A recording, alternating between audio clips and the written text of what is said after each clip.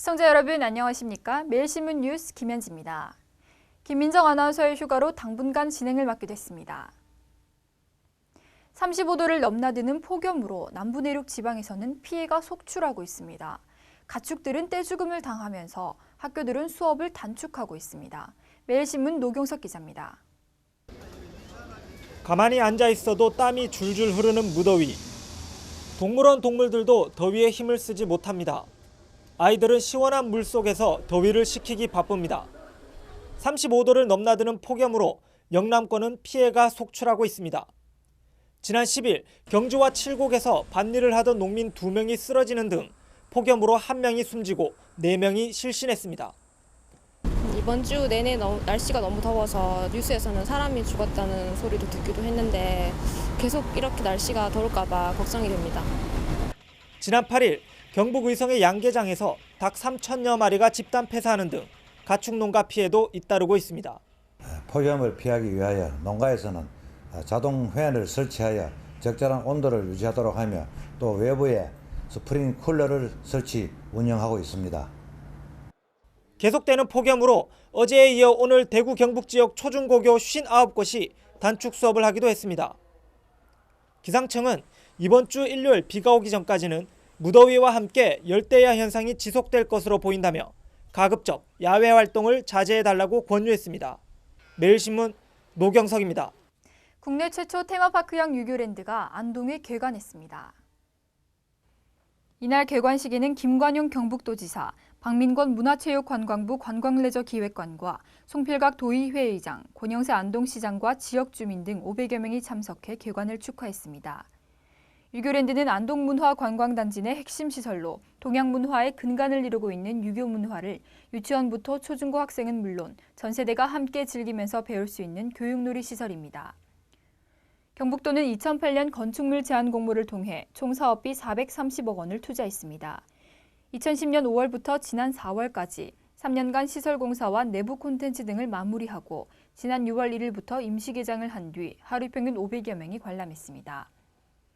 실제 유교랜드에 들어서면 현대의 복잡한 세상에서 과거 16세기 안동 대동마을과 소년선비촌, 청년선비촌과 중년선비촌, 노년선비촌과 참선비촌 총 6궤관을 전시 체험하는 시간여행의 타임터널로 지나가 볼 수 있습니다.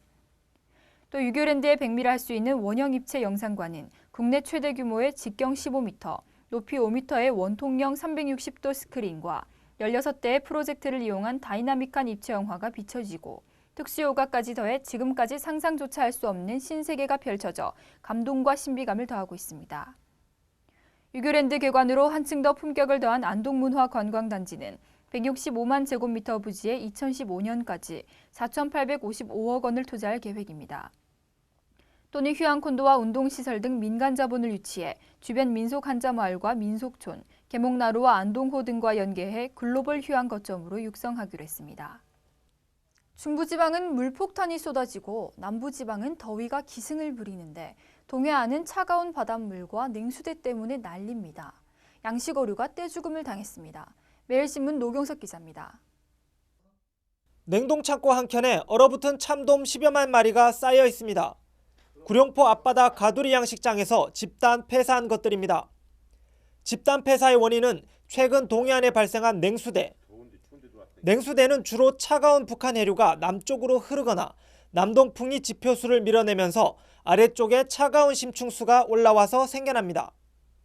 냉수대가 발생한 포항 앞바다는 수심 5m 아래의 바닷물 온도가 10도 이하로 평소보다 10도 이상 낮은 상황. 이 때문에 포항 구룡포와 장기지역 가두리 양식장 어류가 집단 폐사했습니다. 참돔과 고등어 등 확인된 규모만 100만 마리 이상이 죽었고 52억 원가량의 손실이 발생했습니다. 더 큰 문제는 피해 어민들은 보상받을 방법이 없다는 점입니다. 경북만 보험이 안 돼가지고 우리는 보험을 들래도 들 수도 없고 이게 피해를 봐갖고 상당한 진짜 우리 어민들 진짜 문 닫게 생겼다고요. 피서객이 북적여야 할 경북 지역 해수욕장도 울상입니다. 날이 너무 더워서 가족들하고 해수욕을 갔는데 물이 너무 차가워서 발밖에 못 나오겠습니다. 예년보다 심한 냉수대 현상으로 동해안 해수욕장 상인들과 어민들의 시름은 깊어만 가고 있습니다. 매일신문 노경석입니다. 내년부터는 학교 급식 나트륨 함량이 공개됩니다. 또 2017년에는 지금보다 20% 줄어들 전망입니다.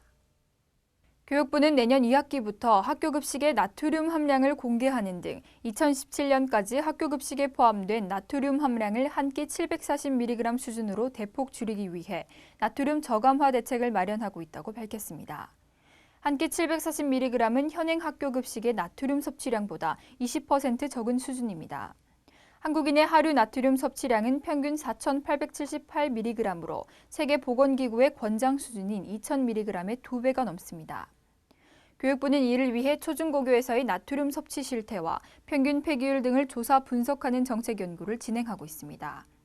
교육부는 연구 결과를 토대로 저염식 조리법과 싱겁게 먹기 교육 지침 등을 담은 나트륨 줄이기 매뉴얼을 개발해 오는 11월 일선 학교에 보급할 계획입니다.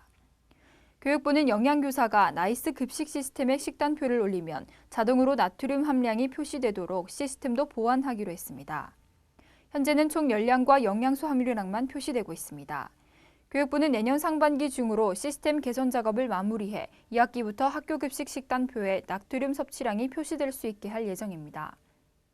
매년 또는 경년 등 정기적으로 일선 학교의 나트륨 섭취량 실태 조사를 벌여 저감 목표 달성 여부를 지도할 방침입니다. 교육부 관계자는 나트륨 과잉 섭취는 고혈압과 뇌졸중, 장질환의 주요 원인이라는 세계보건기구의 지적이 있다며 2020년까지 우리나라의 나트륨 일일 섭취량을 2010년 대비 20%로 줄이겠다는 보건복지부의 방침에 맞춰 학교 급식에서는 나트륨 함량을 줄이기로 한 것이라고 말했습니다. 대구 경북 낮 최고 기온은 30도로 어제와 비슷하겠습니다. 건강관리에 유의하시기 바랍니다. 이상으로 7월 15일 매일신문 뉴스를 마치겠습니다. 시청해주신 여러분 고맙습니다.